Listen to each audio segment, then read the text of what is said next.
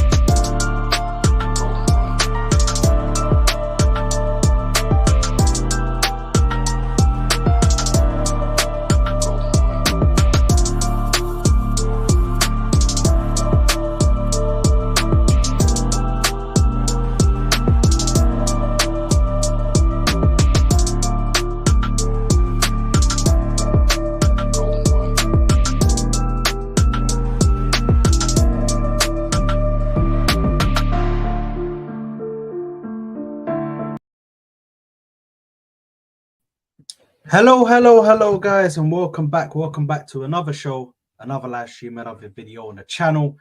And today I have a new show which I'm doing called Cold Hard Truths, which we will be discussing anything that's happening in the world of football in the Premier League. And listen, it's just about truths. There's no agendas, nothing like this, nothing like that. Whatever you say, that is your opinion. And we can obviously tackle different subjects, but this is about saying the truth and not sitting there and kind of hiding behind certain topics. So big up to everybody in the channel. We've already got 10 people in here so far, so make sure you're smashing that like button. Let's try and get to 10 likes already on the channel, and let's get the subscribers up. So guys, make sure you're hitting that subscribe button. Make sure you're hitting that bell notification so you're notified every time I go live, every time you see a video pop up, and just click on it and like the video. Standard procedure, guys, over here at the Football Corner. And let me firstly do this. Let me start off by bringing on my guest.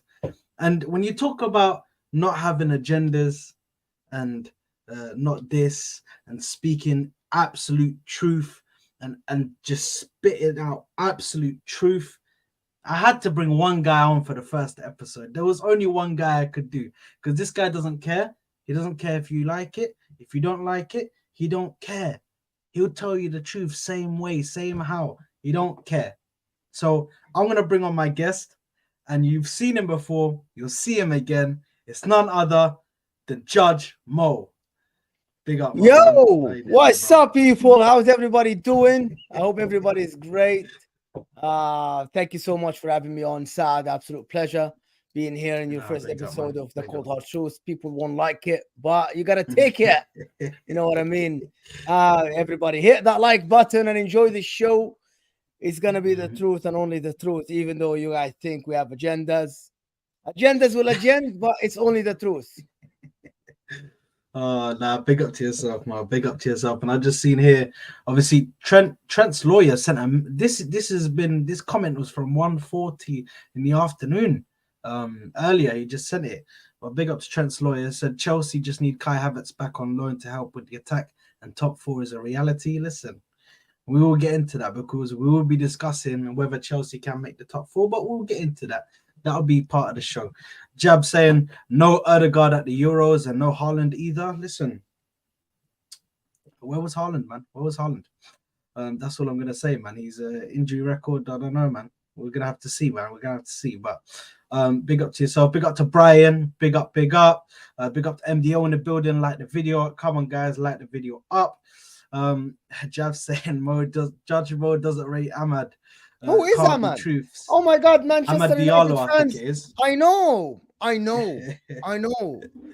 it's Ahmad Diallo, the guy he signed from Atalanta. But who is Ahmad for me to rate him? I'm sorry. It's like you're asking me to rate someone that played for Blackburn. Who is Ahmad? Ahmad is not a Premier League player yet for me to rate him. Get a grip. Best player inside. Get a grip. You're asking me to like someone who I have not seen for more than 50, 60 minutes. Get a grip. Like, this is ridiculous. Mo doesn't like Ahmad. I don't even know Ahmad. I know him by name. I know how he looks. I watched him a couple of times. People just want to rate their youth. It's like, Mo, you don't rate Phillips, the youngster from Spurs. He isn't a Premier League player yet. I don't know him. Like Arsenal fans, you told me this guy is coming back from, there's a midfielder or someone that's coming back, and people, Arsenal fans, rage about him. I'm like, I don't know the guy. Why would I rate someone I don't know? Yeah, no, listen, I completely understand. And to be honest, listen, Amad Diallo, he falls under the same breath as Kobe Mainoo. Like, these are young players. No, I watched Kobe Mainoo. He looks all right? But Amad Diallo, yeah, but I don't rate Kobe Mainoo like that. Like Man United fans, Kobe Mainoo is the Messiah. Exactly. He's not the Messiah, Kobe Mainoo. They're still not proven in the Premier League. So we need to wait for them them to be proven proven anywhere. in the Premier League. Yeah, exactly. So we need to wait to see what they're like when they're playing in Premier League, playing in high tension games, high pressure games. That's when you see, man. So I'm not gonna fully cuss out Bo on that one, because I think he's well in his right to not rate Amad Diallo yet. Yeah, big up to MDL, big up to Shah, big up to Jabs anyway. And Shah coming out saying Kai Havertz played at left back today. Listen, that might come up in the conversation. We'll see how much time we have. That might come up. But big up to everybody, big up to everybody, big up to everybody. Now, I think it's only right to get to the first order of business. And the first order of business for me has to be these charges from Everton getting charged. But I think the biggest story that came out, even though Everton were the ones who were penalized, the biggest story that came out is from the Times, which states that Man City and Chelsea could get hit with a 30-point deduction, or they could be hit with straight relegation. Just straight relegation. So what are your thoughts on the whole news yesterday, Mo, and obviously with the news that came out with Man City, and they could possibly, if proven guilty by these independent commissions, what is your thoughts on that with the whole situation? So simply, that situation is completely different. I think the Man City and Chelsea situation is completely different than Everton. People just don't understand, and they think every infringement is the same. It's not the same. Simply, for the people that don't know, that are going to watch this, Everton could not comply. Everton did not cheat. Everton did not lie. Everton just could not cover their expenses. So they operated and lost more than 250 million over the past 3 years. It's a simple math. And they tried to cover it. They couldn't cover it. That means, what I mean by cover it, they tried to actually cover the expenses. They couldn't. So they got hit with 10-point deduction. 10-point deduction. I said 12-point deduction. Yeah, it was 10 point. It was 10 12 10 points or 12 points, 10 points. Long story short, some points deduction. It can happen to any club that is run wrong. There's no cheating here from Everton. Everton spent more than what they make. The difference between Chelsea and Man City, the charges are fraud. They aren't. They are not proven yet to happen. They are not convicted yet, but the charges are fraud. That means you're lying. There is a difference between you. What I mean is that you rented a place, you didn't cheat, and you couldn't pay the rent, right? That's different between you going to a store and actually stealing something. It's completely different. It's a different case. It's very easy for Everton, for the FA to prove what Everton did, because there is nothing to prove. It's just they tried a little bit to hide the income of the stadium, blah blah, but they didn't cheat. They just could not cover their expenses. It's as simple as that. But Man City and Chelsea are completely different. Completely different. If Man City get convicted, it's a bigger thing. It's fraud. It's not like you are financially not what's the word to use here? You're not complying. You're not compliance with the finances. You're literally just cheating. You are committing fraud. So that's the difference. For Chelsea, it's completely different. For Chelsea, it's Abramovich, right, who did something for payments and stuff. And it's not. Then I think Chelsea are not even in the conversation to be like, this is lies. Chelsea, I don't think they're gonna be hit with 30-point deduction or relegation, because the new owners bought it as a clean slate. If something happened before, they're gonna get some financial fines or some point deductions, but it's not going to be to point to relegation. However, it depends on how they can convict Man City and Chelsea. To be honest with you, I think the cases are not related to each other at all. Mo, I can't lie. Listen, I disagree with you on the Chelsea thing, but we'll get to that. Yeah. But why? We'll get to it. We'll get to it. Let me just explain. Actually, you know what? Let me start off with that. Why? With Chelsea, why you disagree? Because Chelsea are. It doesn't matter whether it's new owners or old owners. Yeah. When they come in and they buy that club with everything that it would have done. Everything that would have happened before, they have to have. That's why when the process of buying that football club, that's why it took so long, because everything you have to go through everything. So let me correct you on that. Fine detail. That's absolutely right. However, in this, the one that were responsible for the sale was not Abramovich. You remember, Abramovich was forced to sell the club. So there were other entities involved. It wasn't Abramovich directly to Todd Bowley. Yes. There were other people involved. So Todd Bowley came in and he was presented with these files. That's it. The Premier League wanted Abramovich to sell the club. So maybe the Premier League should get fines. Why would Todd Bowley bought the club not only from Abramovich? The Premier League forced Todd Bowley to sell the club, forced Abramovich to sell the club. You know that. Yes, of course it wasn't a straight sale. It wasn't a straight sale. But Mo, so it's not on Todd Bowley. Yes, but they forced him. But when you buy a club, you buy a business, it's the same way. You buy a club, you buy a business, you buy a house or whatever. Yeah, you have to have the lawyer or your lawyers, your legal representatives. They look over the club, they look over the business, they look at the history, they look at the last 10, 15, That's 20 not years. True again. Not true. They do. But let me tell you. So you telling me that let me tell you, I'm going to give you an example. Khalas. I'm going to give you an example. No, I'm going to give you an example. When a bank forecloses a house or something, bank takes over a house and a new buyer comes in and buys it from the bank, right? If later in years, the new owner discovered that the old owner had committed something wrong, why it's the new owner's fault who bought it from the bank? Why it's his fault that the old owner committed something? Why it's his fault? Explain that to me. Listen, it's different if I'm buying something. It will be. Yes, but if I'm buying something directly from the owner, did he buy it directly from Abramovich or the Premier League were involved? That does not matter. Firstly, they did. I don't know what this lie that you're already spewing of he didn't buy it directly from Abramovich. They bought it from Abramovich. They forced Abramovich to sell. Yes. But Abramovich. Do you know how many owners they went through?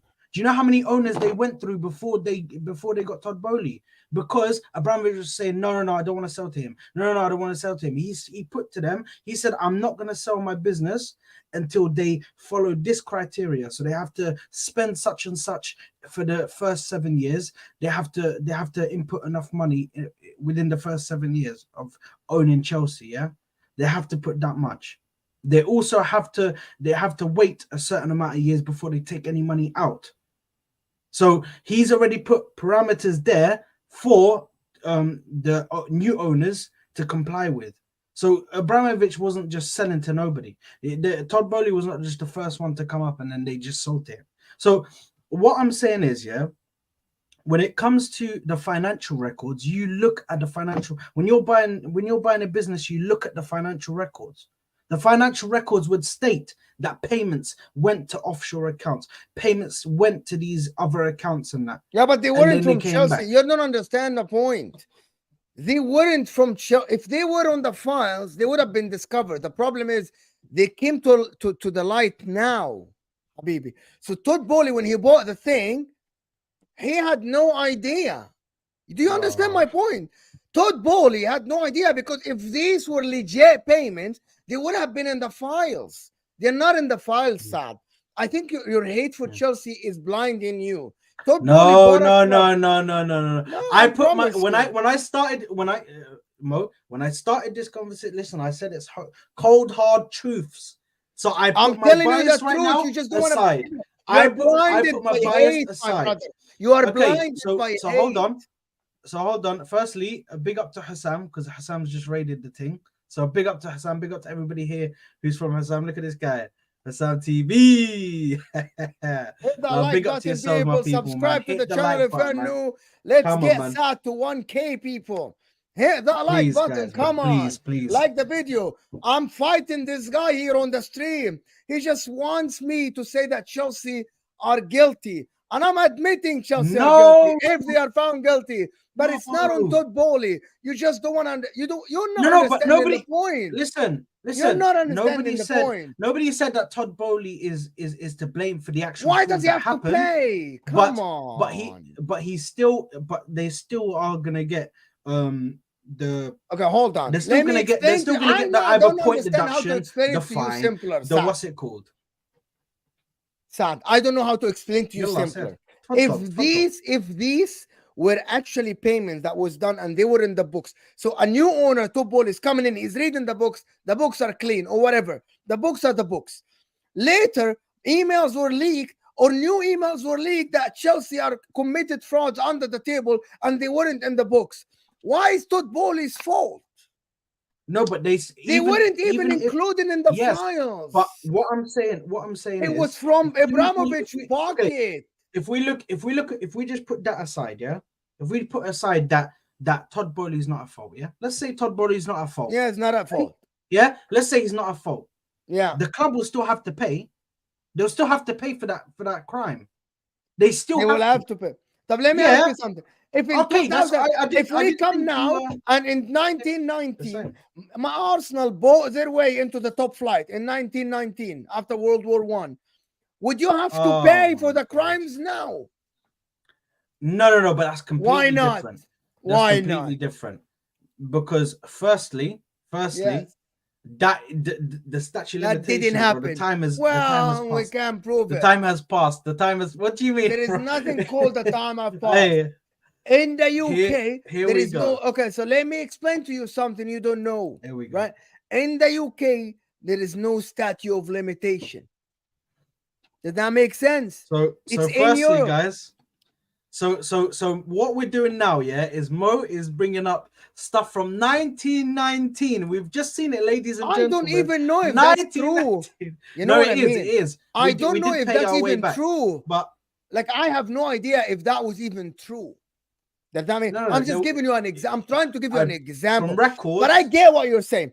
If Chelsea gained something from these under the table payments, they have to pay a fine. They have to pay. Yes, that's what I'm saying. They have to pay a fine. They have to get some maybe a transfer ban, something like that. And that's completely different from Manchester City, right? That's completely 100%. But that's the point that I was going towards, because I think what I was going to say originally was, when it comes to Everton took a risk. They took a risk. They needed to get Champions and they couldn't League cover the expenses, or Europa League. They needed, if they got Champions League or Europa League, they would have been fine. Yeah. The fact that they didn't get that, they were finished. Yes. They literally, if you look at the problem is, you know, that they're gonna go into administration, right? Do you know what is happening now for Everton? And I don't want to spend time on Everton because I think the people are not interested. Leeds, Leicester City. Yeah. Who else got relegated? Leeds, Leicester, and Burnley. Burnley from 2 years ago. Because from 2 years ago, they are suing them. If they sue him for extra 300 million, Everton will go into administration. Do you know what administration is? Now you get someone to manage your club instead of the new owners. That's gonna be a big hit. But I want to ask you a question. Forget that. We're not experts here. And people watch me in the morning. So I want to get your opinion, Sam. Do you think if Man City get relegated and Chelsea get point deduction or relegated, as you say? I already know what you're going to ask. Do you think the Premier League going to survive? Do you think the Premier League going to benefit from that? Do you think it's good? Mo, do you realize that you still have Arsenal? You still have Manchester United, Liverpool. These are some of the biggest clubs with the biggest fan bases. You're not winning. The biggest fan bases. It doesn't matter. When you remove City, you then bring up you put Liverpool and Arsenal in this position. But your money will be less. Challenging. Your money will be less. I promise you this. Why will the money be less? Tell you, if Manchester City and Chelsea get relegated, your TV money will be less because the contracts that are signed from America, from Asia, from Africa are based on this competition, on this team. Right? So are Man City the only team that have No, Man these City only, sponsorships but it's and all of this? equation. Man City are 1/6 of the biggest teams in England at the moment. And I'm talking about not being fan base or whatever shit. I'm talking about winning. Man City are the team that is keeping England most relevant in Europe. It's not. No. Yes. This is Manchester City. Mo, you're giving me without a these. doubt. Are you really giving me Hamza lines right now? I'm Are not. you really giving me Hamza lines? Were you in the last 7 years? Who kept the Premier League relevant? Chelsea and Manchester City. So that's the reality that people don't want to understand. Yes. So Chelsea. Liverpool. Chelsea, I'm sorry, and Chelsea Liverpool, won, and Liverpool, and Liverpool. Yeah. Yes. Let's not 3 disrespect. Champions League finals. So yes. let's not disrespect Chelsea. Let's not disrespect Liverpool, because Chelsea and Liverpool did win. I said Man City, Liverpool, and Chelsea. Yes. Okay. That's fine. So Man City come out. We still have 2 big teams that are always big in the Champions League anyway. Liverpool always there.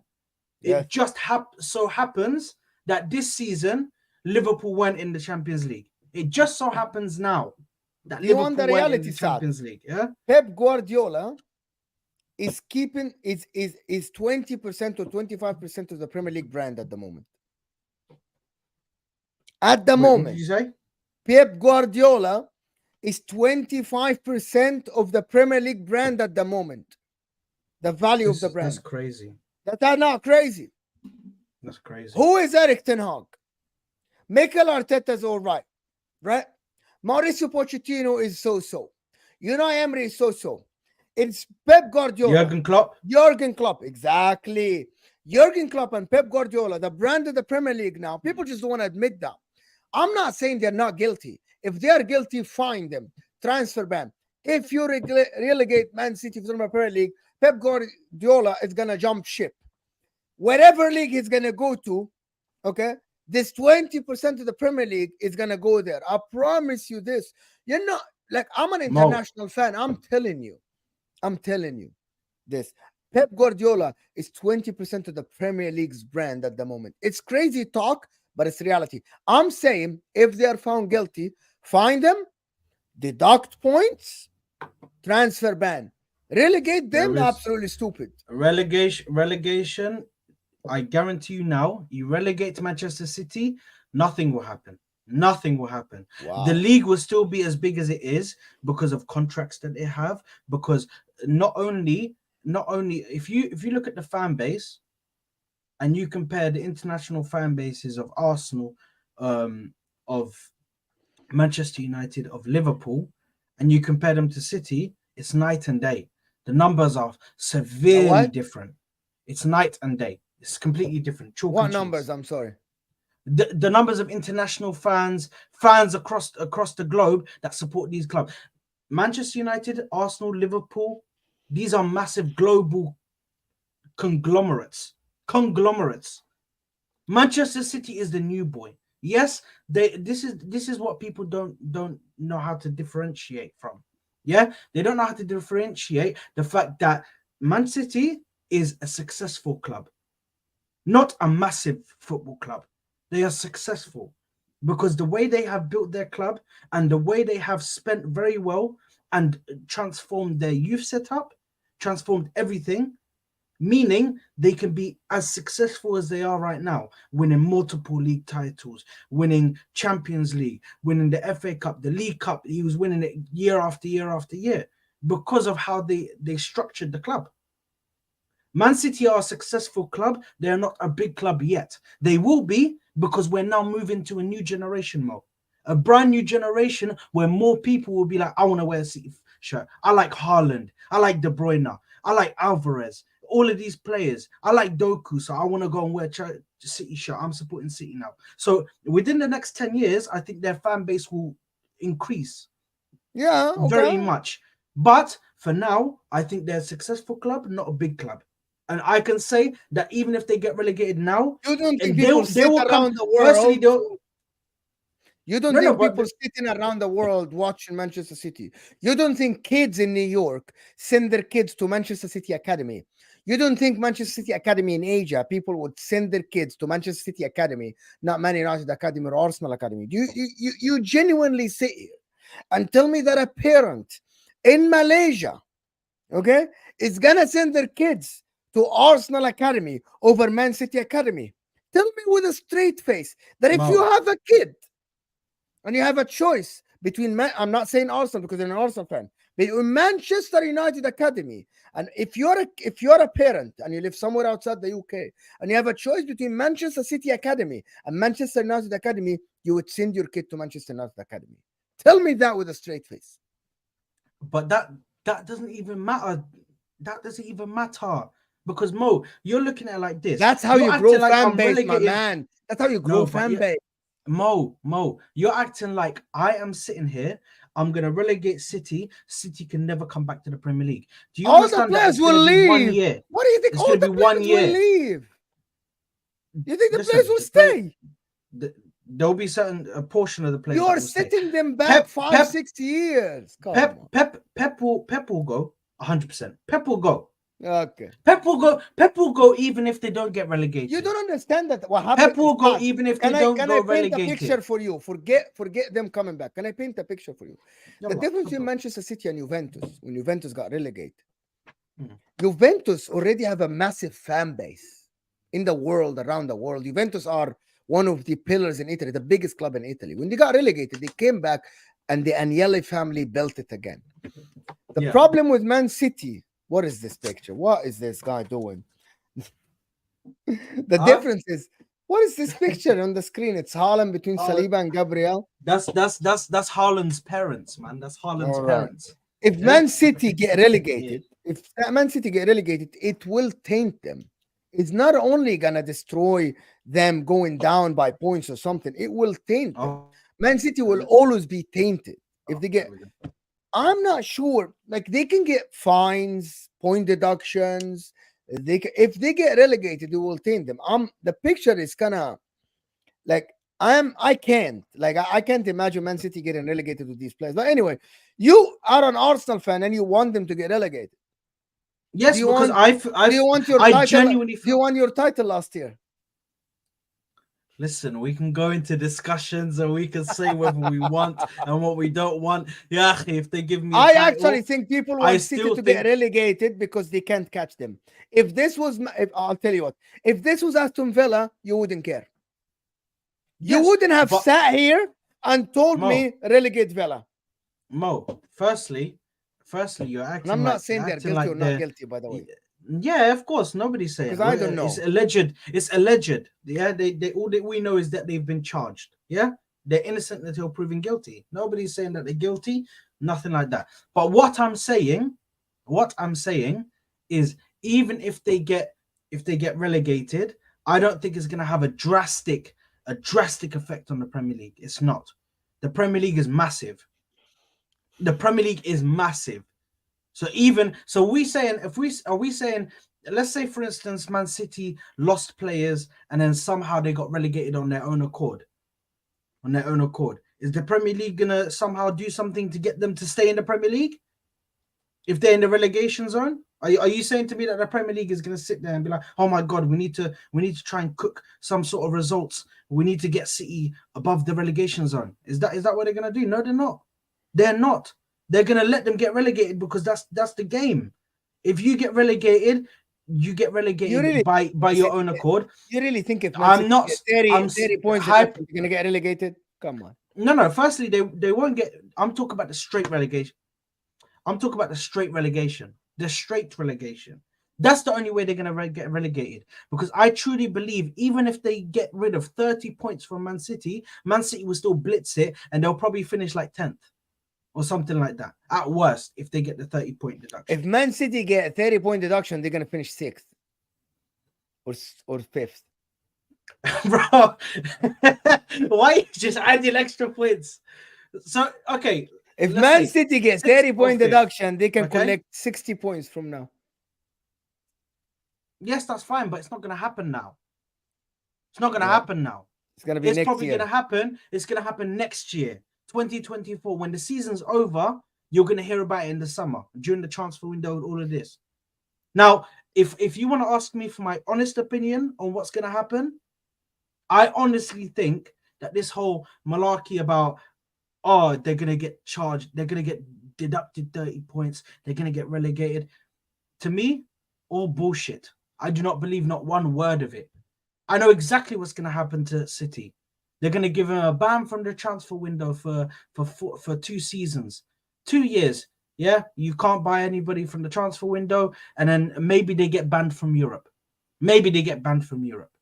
That's probably something that can happen. But they're never going to get relegated. As much as I want it to happen, of course, I want it to happen because City started this cooking books and everything.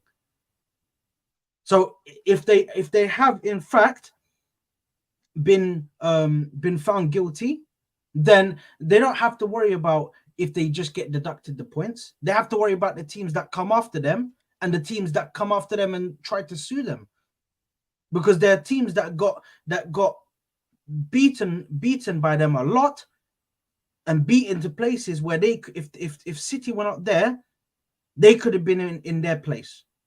So of course I'm not going to sit here and say we're going to get titles back, because that will never happen, even though that happened in Syria. But I feel like this is where the Premier League is going to slowly go to, though. They're going to become like the Syria. No, there is a difference. The Syria are very but the Syria, and this is another thing. When the Syria got rid of their biggest prized possession, when Juventus got sent down, right. What happened? Say that the again. players stuck. I said when Juventus got sent down, when they No, got sent down Zlatan Ibrahimovic. I think it was the referee, and it was the referee. But the Juventus are different. When Juventus got, I'm sorry, Saad. When Juventus got found guilty, they found guilty of bribing referees, bro. Like, yeah, refereeing thing. That's completely different. That's you don't deserve. No. You don't. Yeah. You didn't win the points on the pitch. You literally cheated the points on. Because all I'm saying is that City at the end won it on the pitch. Like, they didn't cheat on the pitch. Yes, they might have gotten this player or that player by, which is, we can disagree, because I actually think financial fair play is unfair. It's not fair. It's financial unfair play, right? That's how I call it.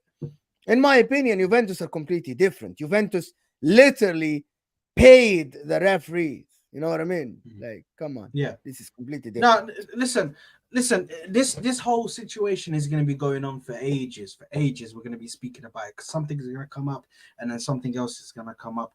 But it's big news right now. It's big news because this whole thing is coming out that they could face this 30-point deduction. So we're gonna see what's gonna happen. We're gonna see how the Premier League, if they are found guilty, we'll see how the Premier League deals with it in due course.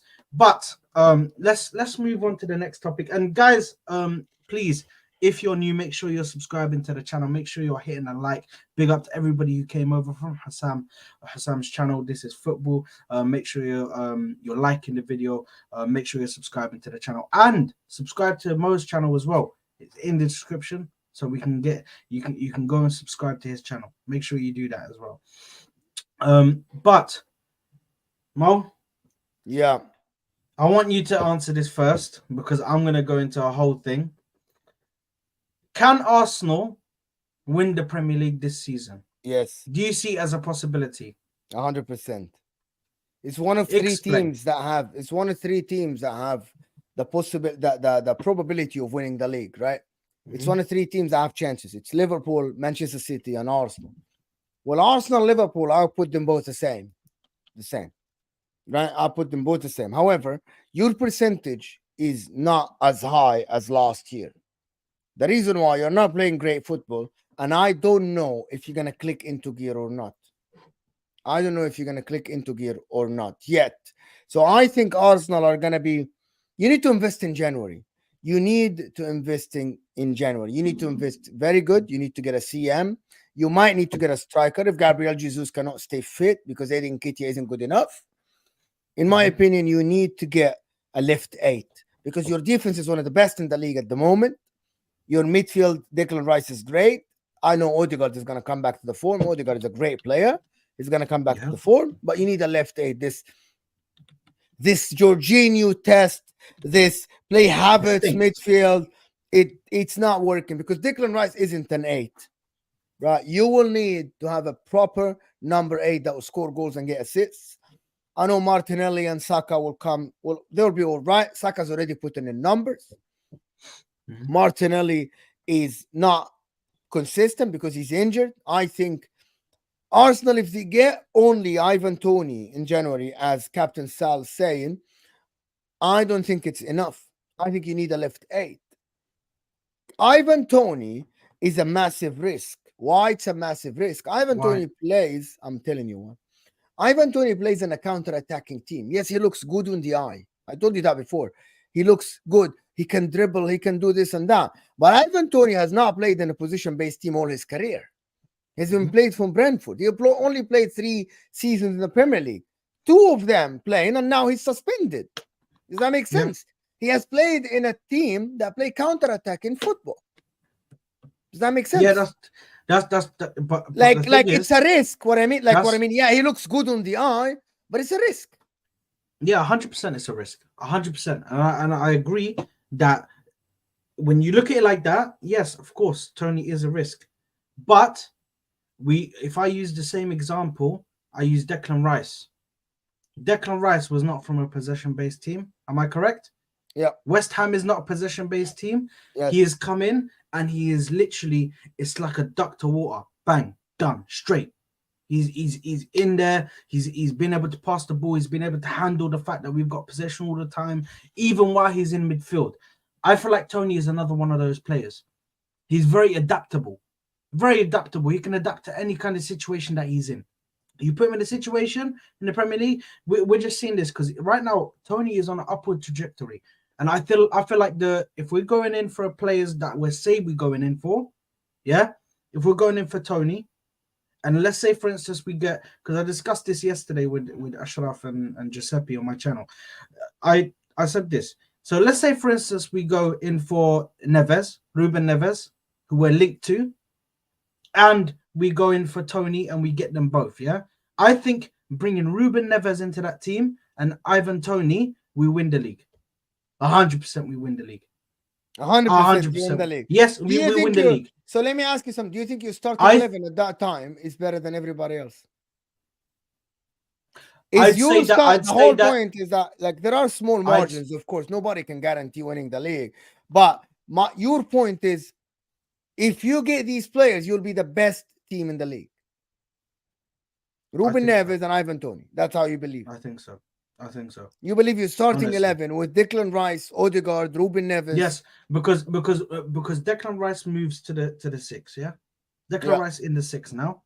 He's in his natural position where he normally plays, and then you have Ruben Neves as the 8. We know Ruben Neves as a player, very good at pushing the ball forward. Yeah. He has a mad shot on him. We've seen that before. I still remember that goal to this day. It still freaking scares me. The goal that he scored against us from way out. So you bring him in, that sorts the midfield problem. Keep Thomas Partey, but it looks like they're going to get rid of him. But if we were able to keep Thomas Partey, keep him as well. But he just ain't got the legs. I don't know what's up with this guy. And then you have Ivan Toney. You add him into that midfield, into that striking position. Not only, I think you add Ivan Toney, you take away from Saka, Martinelli, and No. Why, Mo? When Ivan Toney plays, when Ivan Toney plays on the pitch with Mbeumo and Wissa, does he take away from them? No. It's a counter-attacking team, but I've still seen him countless amounts of times get the ball from deep in by his halfway line, and the first thing he's doing when he receives the ball in that position, I'm looking up. Other strikers, what are they going to do? The first thing what they do when they get the ball at the halfway line, I'm running straight for the goal. Him, he's different. He's similar to Harry Kane, because him and Harry Kane have that in common, that the first thing they're going to do is look up. What are the options? Do I run forward and press the defense, or the players that are left on this counter attack, or do I look for the players that are making a run, the Saka on the right side, or the Martinelli that's making a sharp run on the left side? So you have to look at it like that.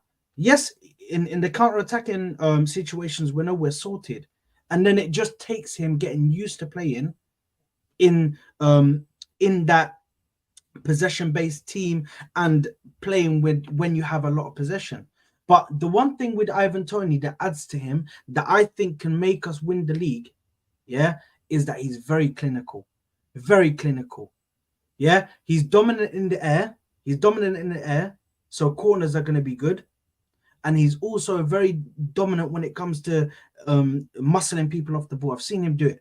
I saw him do it to Gabriel and Saliba when they came to the. I think Saad just cut off for some reason. Did you cut off? You're back. You're back. Yeah. I'm back. Yeah, I've seen him do it against us in the Emirates. He muscled off. Yeah, but that's on the counter attack. You are a team that plays position-based football. No. This isn't even in the counter attack. When I saw him, this is just kicking the ball out. Raya kicking the ball out straight to him, and he still makes it an issue. The teams will sit back against you. You need to understand that it's different. But anyway, I believe that Ivan Toney provides a good option for you. I believe you should go for Ivan Toney. I believe you should go for an 8. I'm not sure if it's Ruben Neves. I think Ruben Neves is a good player, but he's all right. He isn't top-notch. I never considered him top-notch football player. I think to beat Man City, you need to get the best. I don't know who, to be honest. But I don't think it's Ruben Neves. I don't think it's Ruben Neves. It might have been, I don't know, Matthias. No, because Ruben Neves, that's what's coming out in the news right now. Yeah, I know. He doesn't. You want to get him on loan. He wants to come back to the Premier League, and they want to organize a loan move. And I can tell you right now, it's very realistic. This is a very real thing that could happen because Edu and Arteta were after this guy for the last 2 years. Every single transfer window, Ruben Neves is linked to the club. For the last 2 years. So I agree with you. Ruben Neves is a good option. He's a good, but he isn't the guy. Like, let me ask you something. Partey, Odegaard, Rice, is that a better midfield or Rice, Neves, and Odegaard? I think Partey, Rice, Odegaard is still a better midfield. It is. But that's the point. You need to improve Is Partey right now? What we have to do is get Julian Brandt. Go get Julian Brandt from Dortmund or something. Listen, I don't think they're going to be spending crazy amounts of money.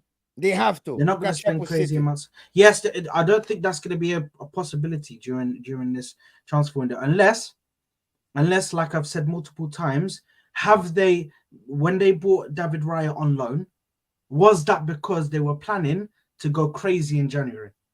They were planning, you know what? Let's save the money we were going to spend on Raya and get him on loan for now.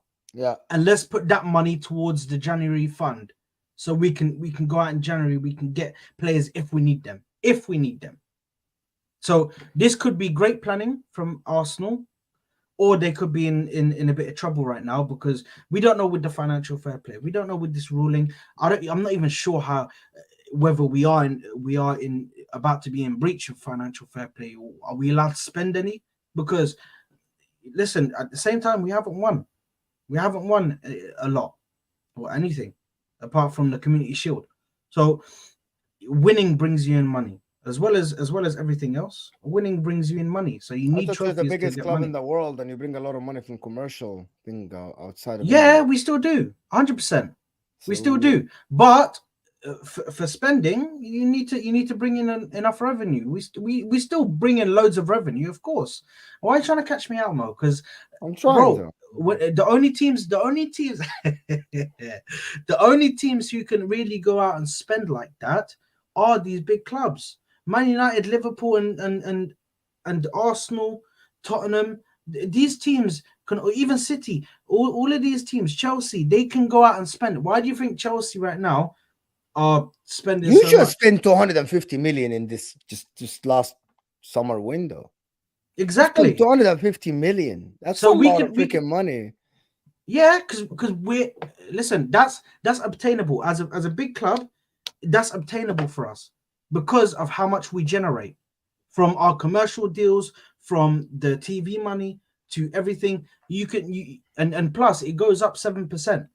It goes up 7%. Your wage bill goes up 7%. I think the investment goes up 7%. So why do you think they're not going to money. spend in the winter? Yes, because they said that they're getting him on loan, and apparently they got Raya on loan because Brentford are helping us out. Yeah. Why are they helping us out? That brings a whole different question. Do you know what I mean? I don't know why they're helping you out. I think for me, I personally think that we could. I think we are going to win the league. I think this season. You think you're going to win the league now? No. I think we're going to win the league just based off of some of our majority of our players have still not hit that. Just come out of first. Well, what tier. makes you think they're going to hit that? What makes you think they're going to hit that? Because we're going to have players coming back. We're going to have players coming back from injury. Who are the players? Gabriel Jesus and Timber. Who's going to come back Jesus, up for Ace? Timber.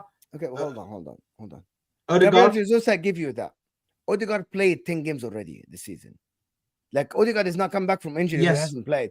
Odegaard has been absolutely terrible this year. Based on his performances, he has been, based on his level, he has been terrible this year. Don't do that. Be objective. Yes, we are. No, 100% are being objective. Mo, I'm telling you, based off of the reason why Odegaard has been bad this season or below par, we'll say, not bad, we'll say below par. Below par, yeah, below his level. Par, yeah, the reason why he's been below par is because Thomas Partey is not there. Now he has to find a different way because Thomas Partey was so important to his game. Thomas Partey is actually so important to that midfield. Hence why, if you don't have Thomas Partey and you have Jorginho there, I've had arguments. You saw me last time. You saw me in that little Twitter thing. I'm having arguments with people. Okay, because hold on. But Thomas Partey isn't going to be there. You just said you're going to sell him. So, exactly. So you're telling me that Odegaard is never going to go back to that? No, because now you're going to put Rice in that position. Rice already has shown that he can drive the ball forward and he can pass forward quickly. Yeah, but Rice, Jorginho hasn't got the legs. Jorginho hasn't. But Jorginho has not got the legs for it. Yeah, Jorginho. I don't think that's the reason, though. I don't think that Rice has. Yes, it is. It is. I'm telling you, it is. But Rice played as a 6, and Odegaard still looked not great. So what is your reasoning for why the lack of a number Odegaard 8 on the left that can help release some pressure of Odegaard? So when Neves comes in, it might be. The difference is how much do you rate Neves? Do you rate Neves as high as other people do? Do you rate Neves as high? I think he's good enough to be a backup, but he can also do a job for you. 100% exactly. The fact that you just saying that he can only do a job, that means it's not an improvement. But the improvement will come in the summer. The improvement will come. The league will be done already. My point is, you need someone now, a left 8. Okay, let's agree on something. Right? Yeah. Granit Xhaka, the way he played last year was exceptional for his level himself, based on the years we saw him before. Right? And the thing about it that when Granit Xhaka hit that level, the whole team hit the level. I'm not saying it's only about Granit Xhaka, but all the machine, it all clicked. Thomas Partey, Martin Odegaard, the front three, everybody clicked. Right? Mm-hmm. Now, Granit Xhaka, you didn't replace him with someone who can put that much level. Is Ruben Neves? We didn't replace him. We didn't replace him. Exactly. Is Ruben Neves going to come in and do the same job? Because it has been proven in the first 10 games or 11 games that when you don't have a left 8 that is competent enough, your Martin Odegaard isn't playing to the same level. Which is part of Martin Odegaard was your most important player last year. Do you agree or not? Yes, he was. Yes, he was your MVP. He was your most valuable player, and now he isn't playing. That's why, yes, you're 2 points behind the top, but you're not as fluid. You're not creating chances. That's the point. So, you will need to start creating. You need a competent 8. What I mean, a competent 8 is someone of the caliber of Gundogan. Now, I'm not a scout. I'm not going to claim that I'm a scout. You give me a name that I know that I've watched play, and I tell you how much I rate them. What I mean is that you might get an 8 like Bernardo Silva. You get if you get someone similar to them. You get a left 8 of someone like Barella. You know what I mean? I'm so happy you brought that up. I'm so happy you brought that name up. Nicola Barella. If I was to prioritize, but you can't afford him now, yeah. You can't afford. No, hold on. Not with the finances you have. If I was to prioritize a signing right now, if you said to me right now, yeah, would you rather go and buy Barella or go and buy Tony in the January transfer window? You know who I'm buying? I'm buying Barella straight away, because I feel like although yes, we have a problem finishing up top, the most important thing is the midfield. If you haven't got the midfield and the midfield is not up to scratch, Barella, Odegaard, Rice will cook in the Premier League. That would be the best midfield. But forget Barella, is unrealistic, possibly the best midfield in the world. The price tag is what is much. The price tag, Akhi? What is it? 80 million, 70 million? More than that, 80 million pounds. You think you paid for Declan Rice 110? Inter would want at least 100 million for him. No, they'll get. I'm telling you right now, yeah. You go in, and Barella isn't leaving Italy, so let him off the hook. Frankie De Jong. Why? Italian players won't leave as much. He won't leave Italy. He won't leave Tonali Italy. came. Tonali left Milan for Newcastle money for talks, a lot of money. Habibi. Money yeah, talks, but he gets paid. He gets paid in Inter. Okay. Let me just give you. I don't know the names, to be honest, in the world. Frankie De Jong. I can give you a name. Frankie De Jong, Leon Goretzka, players like this. Yeah, Goretzka. Bring them. Go to Leon Goretzka. Say, listen, Bayern is too much, man. You've won enough in the Bundesliga. Come to the Premier League. Give yourself a new challenge. You bring in Leon Goretzka, bro. He improves us dramatically. Same with Frankie De Jong. Bro, it just, the fact that we got rid of Xhaka, and we did not replace him, or we tried to replace him with Havertz, makes me sick. Makes me absolutely sick. Because, bro, I just, Havertz just played in the wrong position. They tried to play him in midfield, does not work. Then when you say to them, play him up top, they don't play him up top. You know, it doesn't make sense to me in my head why they go in for this guy. They signed him for 65 million, wherever it was. Yeah. So, yeah, listen, I think if we go out and we get somebody, even JJ here has just said, just get Douglas Luiz. Douglas Luiz is Jacob Ramsey way would too be expensive. Fantastic. No. He's injured. Is he injured again? Injured right now, innit? He's injured right now, innit? I don't know. Paqueta, guys. Go in January, put 80 million on the table for West Ham to get Paqueta. Do that. Brother. Would you love Paqueta? Of course I'd love Paqueta. I'd want him to come to my club. 80 million on the table and get Paqueta. Okay, so this is where I bring you down back to reality, Mo, and I tell you the reality, yeah? The reality is I went through a summer of constant headache. West Ham are the worst team to deal with. The absolute worst team to deal with. They can't stick to a price. They say a price, then it goes up. They say another price, it goes up. They say another price, it goes up. West Ham, the worst team to deal with. For me to go try to take Paqueta, no. They're going to be talking about 100 million, 110 million. That's how these guys are going to rate him.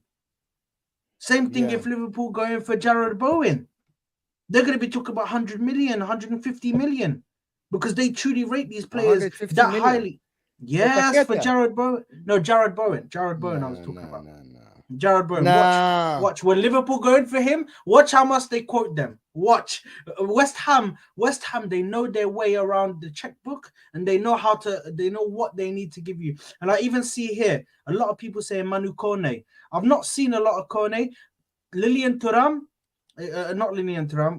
What's his name? Kifram Turam, bro, I would go in for him. Turam looks very good, bro. For his age, the only thing is he doesn't have experience. He's very young, isn't it? I think he's like early 20s or something like that. Yeah. Turam. So he's still young, man. He's still young.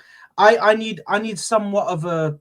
I said this yesterday, and I'm going to say this to you, Mo, as well now. Yeah, Arsenal have moved out of the bracket of getting young players now, and we've moved into the bracket of getting. We have to be shopping in the world-class market now. You have to. Of course, you can still buy those lesser players or the younger players in that. But we've moved into the world-class market. You have to buy world-class players. You have to play. You have to buy players for now. You've built the core. You've built the team that you need to I see build. what you're saying. You have to go for players now.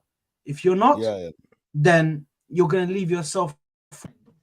Let me just can put these headphones. But for me, I'm not I can't sit here and say definitely going for Thuram because he's still young. For me, I need somebody with Champions League experience. That's why a Goretzka, a Frankie de Jong, even a Barella. These players have played in the Champions League. They've gone far in the Champions League. They know what it's like to win it. They know what they need to do to win it. These are the players that I'm looking for. These are the players that I want.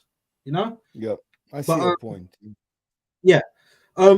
Now let's move on. Let's move on because we still have an important subject, and a lot of my answer for this one, I'm going to start it off as well. But my answer will shock a lot of people. But the question is, will Chelsea make top 4? Now I'm going to start this off by saying I think yes they will. Yes they will. The way that they have transitioned to playing against big teams, very interesting to me. It's very interesting to me. And even now, I feel like this team is generating momentum. I feel like Cole Palmer coming into the setup has been amazing for them. The way Gallagher is now, like last season, we were calling him Galladog just because he runs unnecessarily, just running around, wasting energy on the pitch. Now, it's completely different. He looks like the best midfielder at times. Enzo at times gets cancelled out of games. I can understand that. Even in that Man City game, I think we can both agree he didn't have the best of games for his own standards. And listen, they've still got a lot of young players coming in. They still have, but the only thing is, because a lot of Chelsea fans are sitting and they're hoping and they're putting all of their money on this and betting all of their money on this on what's his name from RB Leipzig. What's his name, Mo? Nkunku. Oh, you mean Nkunku? Yeah, they're gambling on Nkunku. They're gambling on Nkunku. We have to understand that Nkunku still has to get used to the league. Yeah, it's not tit for tat. You're not literally coming in and then straight. You know what you're doing. Very different with Nkunku. You can't put all your eggs in that one basket, because what if Nkunku comes in and needs time to transition into the league? He's been injured this whole time. So we still don't know how he plays in this league or if he can play well in this league. So I think still they can, because I think that with the team, the way they're going, how Raheem Sterling... No, I don't think they will. I don't think, not at the moment, until the input changes, Sad. So the thing is, they played against bigger teams, but they haven't won, right? They played well. They haven't won. Against smaller teams, he's still very suspect defensively. Do you agree or not? Very suspect. Yeah, their defense don't look bad, but it takes one chance, one mistake, and they just concede a goal. Mm-hmm. Right? Yeah. The problem is they haven't figured that out yet. Caicedo and Enzo in the transition, for some reason, they're not the greatest. So for us to go based on the big game, how many times you're going to play the big teams? To be honest, what makes the points is beating the bottom 10, is not beating the top 6. Because last year, at the end, you beat Man United at home and you lost away. Man City beat Man United at home, they lost away. Liverpool beat Man City at home, they lost away. Like, it didn't matter. It canceled each other. What made the difference is who can beat the smaller teams. And at the moment, Chelsea cannot beat the smaller teams. They can't. But I think this is going to be important looking at how the next or Fixtures, this yeah. Christmas period. This Christmas period is so important because this is the reason why I think the title race doesn't start until after January, because you have to go through that Christmas period, and then you make your January signings, and then in February the 1st, that's when the title race fully starts, because you made your signings. Or what's happened in January, what's happened in December already happened with all of the fixtures that you had. So now it's go time. This is the time for you to be getting points. How it depends on how far you are away from the top and the games that you have left. So I think it's going to be a big tell for us going into this December period, especially for Chelsea, because they're going to be tackling all these games. I think a lot of their players are coming back, so they do have players coming back from injury. And yeah, I truly think that with the players coming back and Pochettino being able to experiment with different things, I think they will be able to get it. Even now, you look at Sterling. Sterling's had good performances now. He's starting to pick up paces. He's starting to look like the old Sterling that was at Manchester City. So a lot of this plays into the fact that I think that they can get into top 4 or even top 5, top 4 or top 5. I think you can count it because of the coefficient. So Chelsea can get in, even if they're top 5, they still get into the Champions League. But what is the important factor of this is Cole Palmer. I think he's changed that team. He's changed that team so much. Just from his creativity, his wanting to be on the ball, wanting to get involved, wanting to get other players involved. I just feel like he's been the changing factor in that team.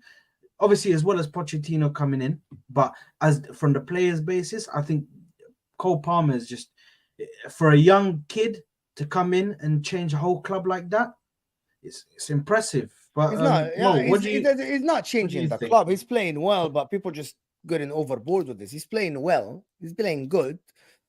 But remember, they still lost games when he was there on the pitch. Like, come on, just give me a break. Like, he played well against Man City. He scored a penalty. I'm sorry, like, Cole Palmer has been good, but he has not been still Kevin De Bruyne. People still talking about Cole Palmer as Kevin De Bruyne or Martin Odegaard of last year or Mo Salah. Come on, you guys know that Cole Palmer has been good. He has been good in a team that hasn't had any good moments yet. So he is the one who's providing the good moments with Sterling as well. So come on. People just want to go overboard. Oh my God, look at what he's cold.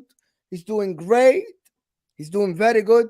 But he isn't Mo Salah yet because he's still 21 years old. Just ease the pressure off the guy. Ease the pressure off the guy. He has been good, but to be honest, the people say that, oh, Cole Palmer is going to take us to this and that. Come on, people. He isn't even Youngman's son yet. He isn't that. So come on. Cole Palmer has been good. Kulusevski created more chances than Cole Palmer. Just come on, give me a. Like, Cole Palmer has been good, but like, I don't like this notion is like Cole Palmer is gonna do this. Cole Palmer is gonna do that. Well, just give me a little bit. Just wait. Anthony Gordon has been more consistent than Cole Palmer. No, listen. I think that he's come in and had an effect on the players. Yes, he did. Because the way he plays the football, yes. But it's not even just that. It's not even just that. He came in from City, who just before he came to Chelsea, this guy just won the Super Cup. He just won the Super Cup before coming to Chelsea, yeah? Yeah. So you bring that winning mentality with you, and that rubs off on players. Hence why I say he's had such an effect on the team. Because if you come in and you have a winning mentality, then you can then that rubs off on other players. Robert here just posed the question: who do you think is better, Mbeumo or Cole Palmer? It's completely different. I think it's Cole. I think it's completely Cole Palmer. different. You can't even compare both. One of them plays a very counter-attacking football. You cannot. One of them, Mbuemo, has been playing counter-attacking football this year. He has been absolutely magnificent this year.